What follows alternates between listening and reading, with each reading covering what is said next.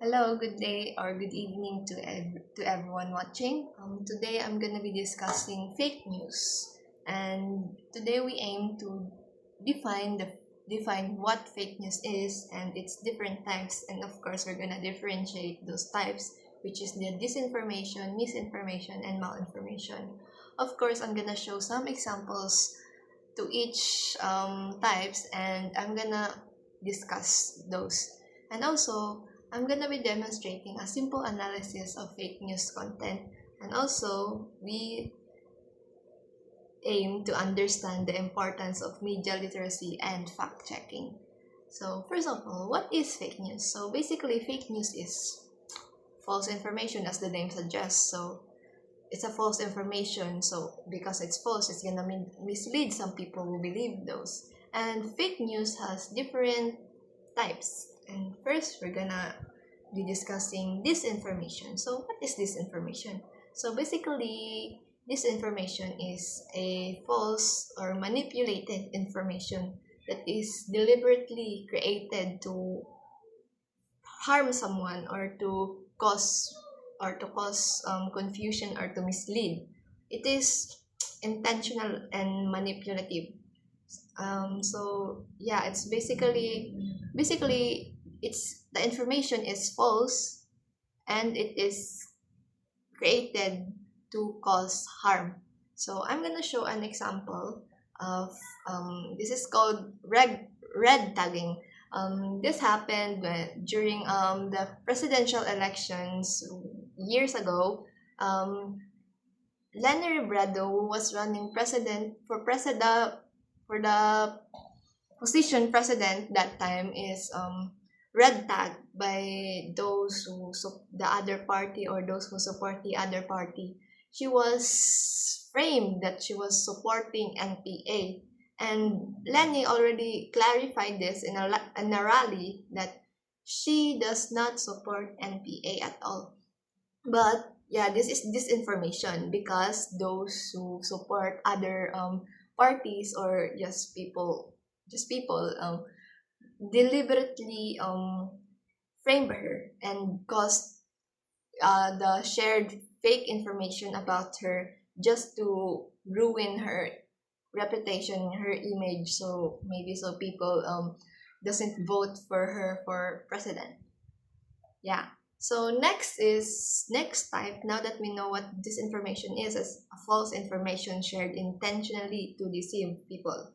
Now let's go to misinformation.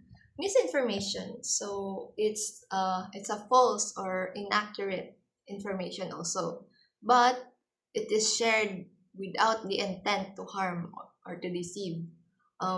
It's basically just this information, but it is shared without meaning to cause harm, or like the one that shared it doesn't really know that it's fake news. So it's shared accidentally and often caused by misunderstanding or lack of verification. So I've noticed that some or most misinformation that I see is the walang pasok post. um yeah, so like as you can see here, this is announced that wala daw pasok, but there really is may pasok talaga. So like students believe this post because they did not fact check or something, so it was shared and it caused misunderstanding, it caused confusion kasi may pasok man. But it is many believe that, and many shared it because they believe it. So like hindi sila pumasok. And also I've noticed that it's happened also long ago, the K to 12 removal news, fake news something. The K to 12, as you can see in the post here, she said that the K to 12 program has finally been removed, but it was not removed.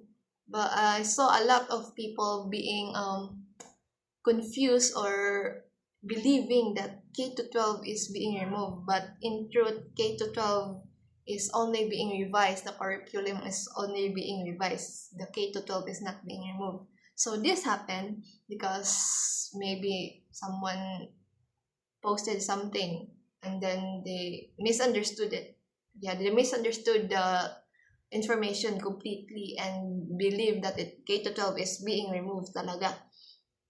So no, it caused confusion. But when you fact check the post, the official post that, or if you search the official post of DepEd, K to 12 is not being removed, it's just being revised.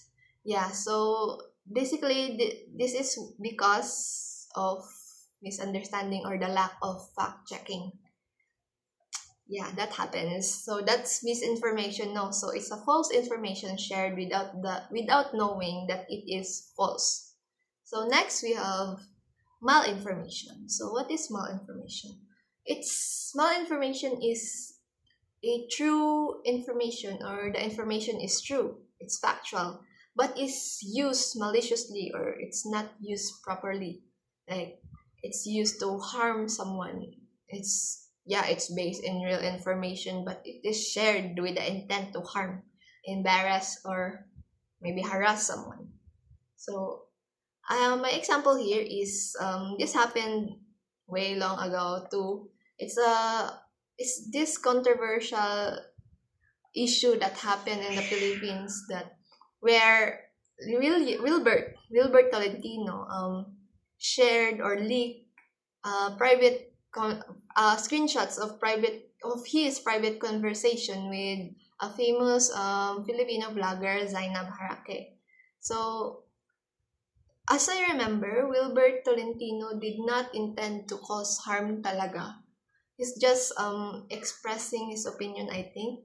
But it made Zainab Harake embarrassed. I think she did mention it in her apology video that she really felt embarrassed because a lot of other vloggers were um nadamay. Yeah.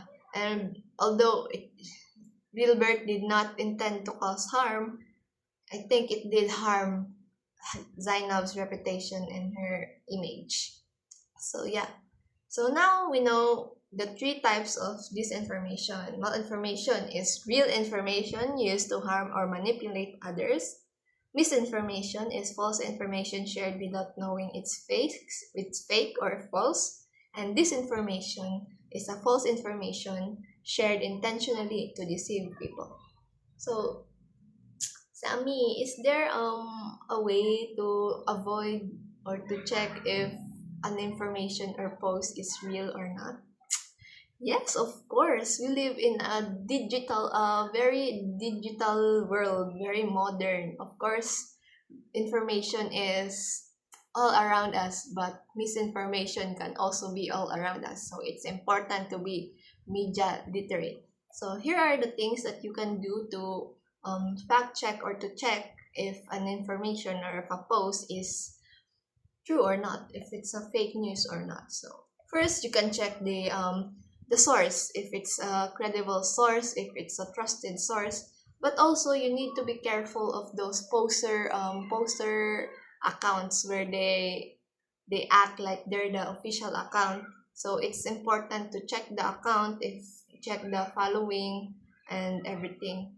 And because there are accounts too that post satire contents, like for fun and laugh and giggles only, like this one, the Philippine Daily Society post. But this is why it's also important to really look at the post, because there might be a label that's saying satire only or something.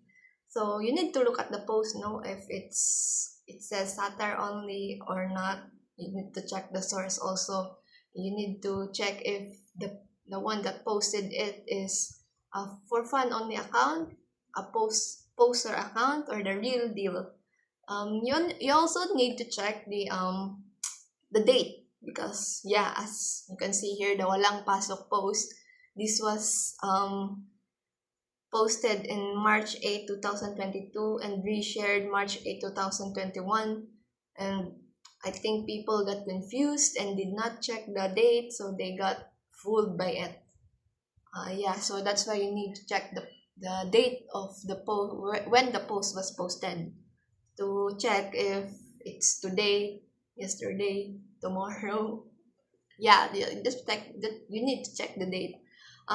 Also, if you see photos online that you want to check if it's real or not, you can go to Google and do the reverse search image. Yeah, so basically you go to the Google image search, you drop or upload your picture that you want to check, and Google will show you sources where that picture is, and also gonna give a summary because of this new Gemini AI. It's gonna show related post or basta contents about that regarding that picture, and you can check if it's a false information if it's true. Yeah, so that's all. Yeah, we need, as I said, we're in a very digital world. Information is around us, but misinformation, fake news is also around us. That's why we need to be media literate. We need to know those things. We need to be rational, and we really need to think first before we share. We need to check everything. We need to check the source, and even if the source is credible, you can also search in the internet if it's really true, because yeah, you can't believe everything we see. We can't really believe everything we see immediately. We need to do our own research, so in order to not be fooled, and yeah, to be media literate. I hope you learned something today. Yeah, so that's it. I'm Samantha Claire Kailing. Thank you.